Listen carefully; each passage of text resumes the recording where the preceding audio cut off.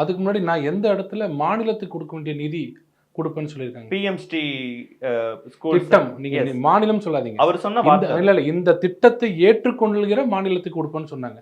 இப்ப எல்லாரும் என்ன ஆச்சுன்னா, இந்த வார்த்தை விளையாட்டுல எல்லாரும் ஒன்னா சேர்ந்துட்டு ஒரு பக்கம் இருந்துகிட்டு அவங்க சொல்றதுதான் கரெக்ட். எப்பவுமே ஊர்ல பாத்தீங்கன்னா 10 பேர்ல 9 பேர் சொன்னா அதுதான் கரெக்ட்னு ஊர்ல புதுசா வரவங்க நம்புவாங்கல்ல.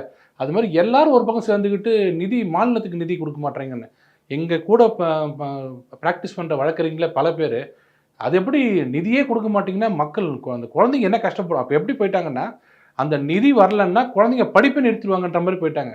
இதுதான் உங்க எல்லாரும் மாநில அரசுக்கு ஒதுக்க வேண்டிய நிதி தான். மாநில அரசுக்கு அப்படி கிடையாது. அப்படின்னா நான் ஒன்று கேட்குறேன்.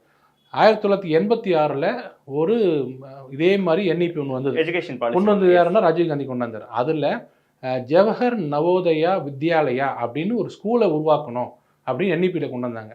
அந்த மாநிலங்கள்லாம் ஏற்றுக்கிட்டாங்கன்னாங்க. எனக்கு என்ன வருத்தம்னா, அந்த ராஜீவ்காந்தி நிதி எனக்கு கொடுக்க மாட்டேன்ட்டார் தமிழ்நாட்டுக்கு. இன்றைய வரை அந்த ராஜீவ்காந்தி எனக்கு கொடுக்க மாட்டேங்கிறார். அந்த நிதி ஏன் கொடுக்க மாட்டேறாரு? பாரபட்சம் இல்லையா? அப்போ எங்கள் குழந்தைங்கன்னா உங்களுக்கு அவ்வளோ கிள்ளுக்கிறையா போச்சா? 3 மொழி ஏற்றுக்கிட்டு தான் கொடுப்பீங்களா? நவோதயா ஏற்றுக்கிட்டு தான் கொடுப்பீங்களா?